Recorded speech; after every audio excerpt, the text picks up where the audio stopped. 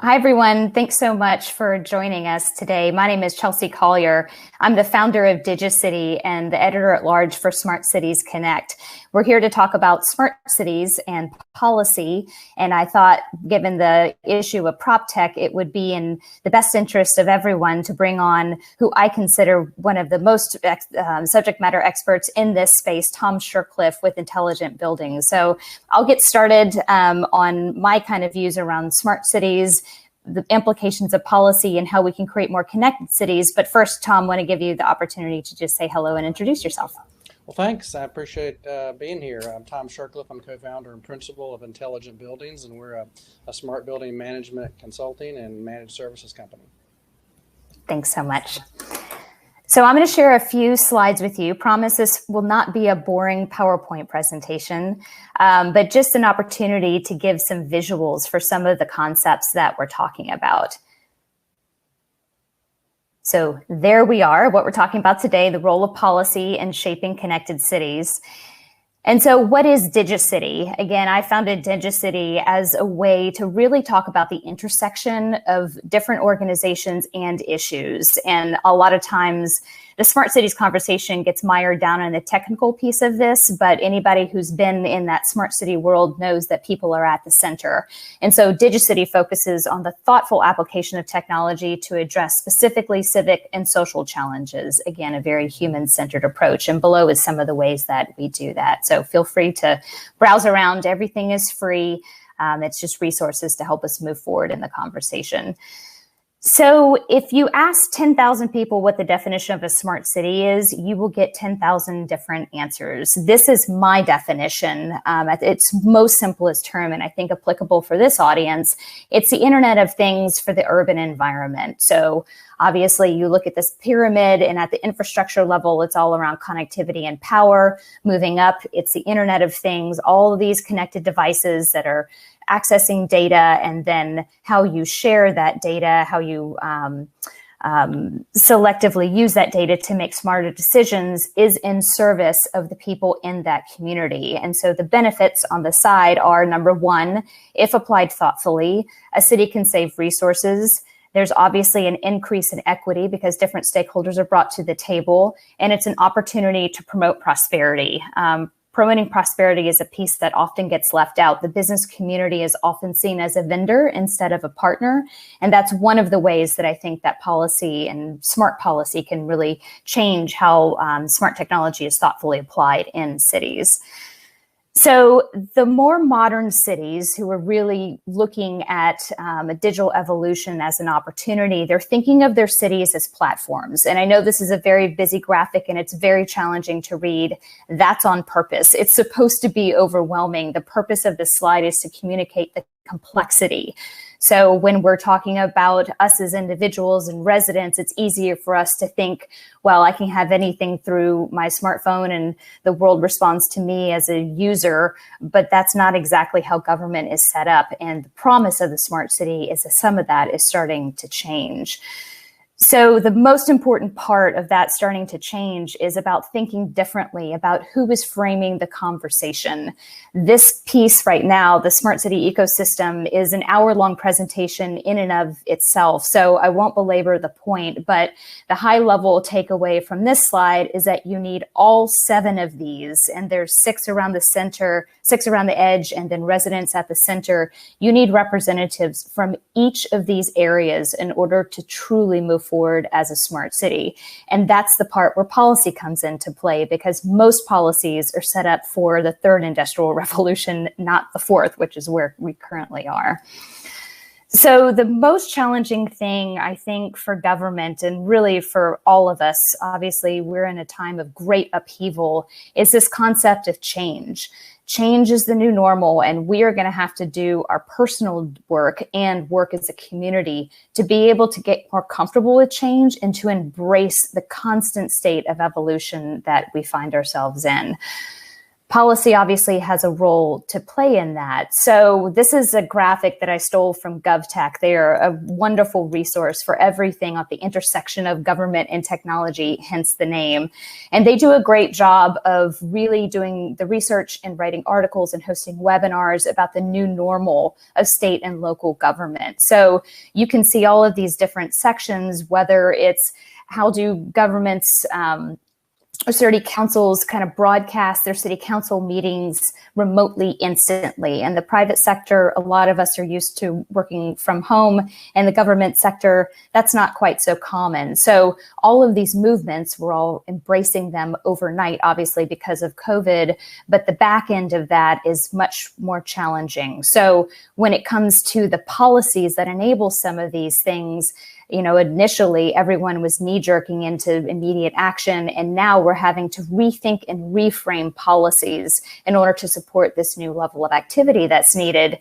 And the things that can help us get there in this era of disruption and obviously adaptation is the ability for everyone, not just government, but all of those different sectors in the ecosystem to be flexible, to be accountable to each other, and to be ultimately transparent.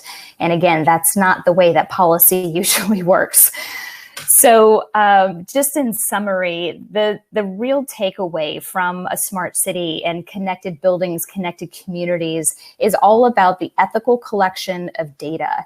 And it's really important to make sure that you're not just collecting data ad hoc, but that there are some very thoughtful, strategic ways that you can create the systems to be able to invite all of those different players across the ecosystem to gather that data, understand the data, protect the data, all within an ethical framework. And Tom's going to share a little bit about how you actually go and do that. I've had the great pleasure of working with Tom on a couple of different fronts and projects, and I've seen him and his team's action at work, and they're just the best in the business. So Tom, I'll let you take it from here.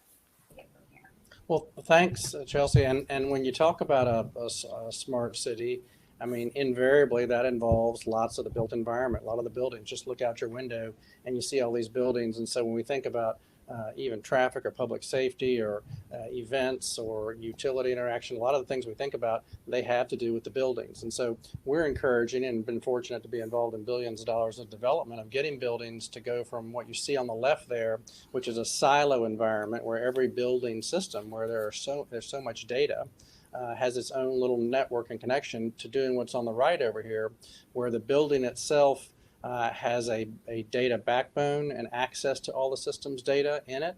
And a couple of things just before we get to the city perspective is, if you're the person building or occupying or managing that building, the infrastructure on the right, or the approach on the right, is a better cost structure. Obviously, it fosters interoperability, access to data, and very importantly, cyber security. And then you'll see on the next slide that if we've done those things for the building's best interest, we now can see that building is ready to communicate and talk to things like traffic, even parcel delivery. You can see public safety, events, even severe weather. And then moving on to the next image there, we've gone from the building doing what's best for it. Now, if you flip it around and see the city view from the bottom to the top, you can say, wait a minute, if building owners and managers start doing this for their best interest, that's also the exact same thing that the city wants to do to be able to push data and pull data from those buildings. So it's really the proverbial win-win from a data perspective and a smart city ultimate destination. That makes a ton of sense. And I'm going to go ahead and close this slide and then go to us talking.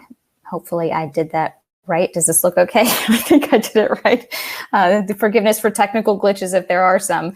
But I think you bring up a really important point just in terms of ultimately the built environment, the different companies, whether they're global corporates or they're startups who are innovating in that built environment.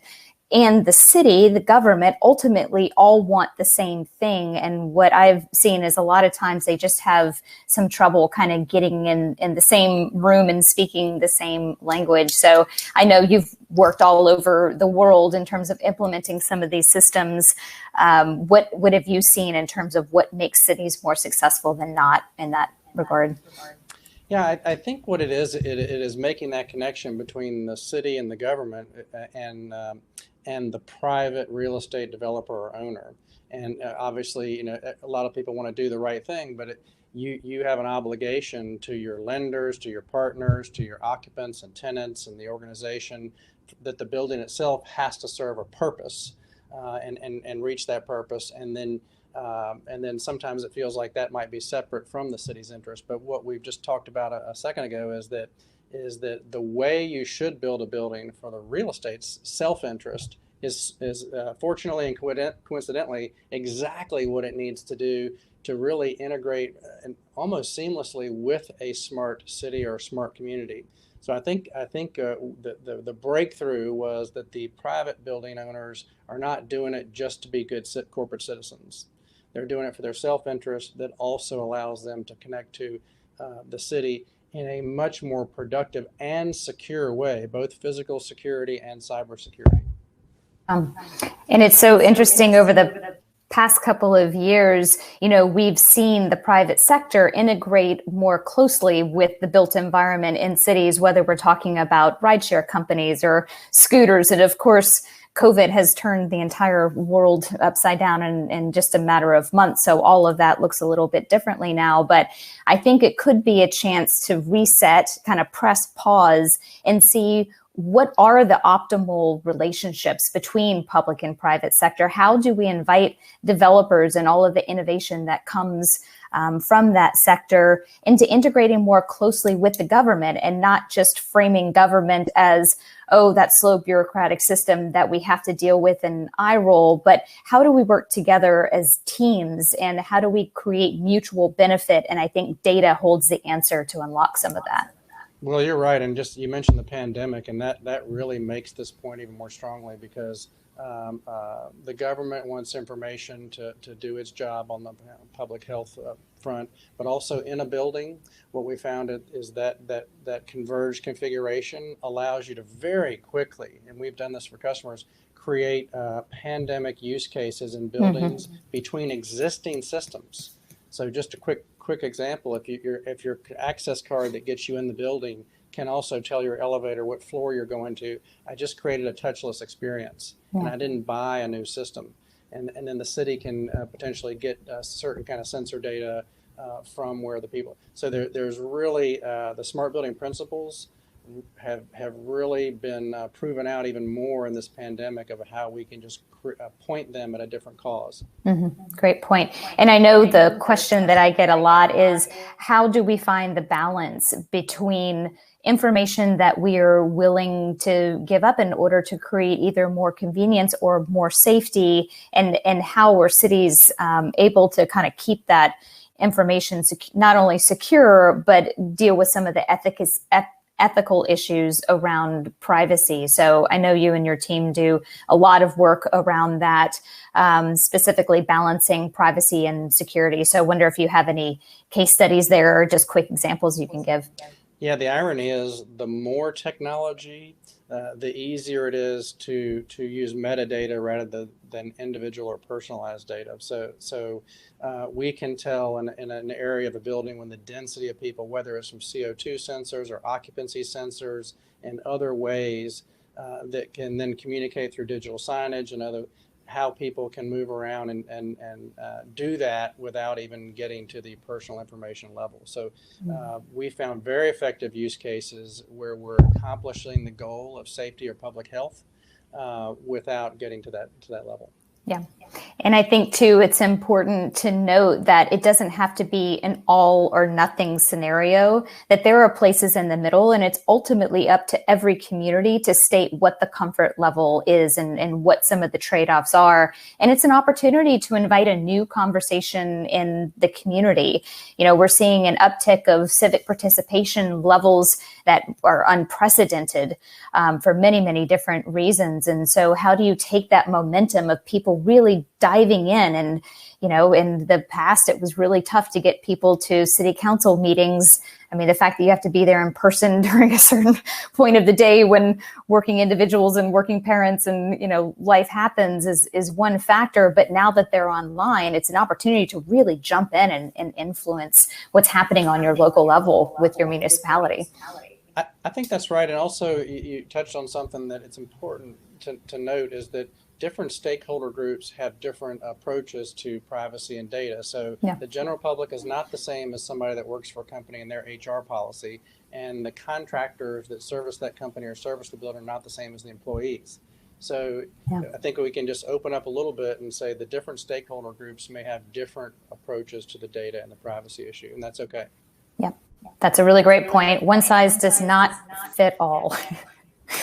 So we're coming up to the end of our time together. I'm going to see if there are questions. Please forgive me as I kind of come around here. I'm not entirely sure if there are questions here. So if anyone does have a question, you can go ahead and just put it in the chat. And we'll try to address those best as we can. Maybe one kind of closing idea or question is, Tom, if you had a magic wand and you could just decide the future of cities in the U.S., what would that look like relative to smart cities in the built environment?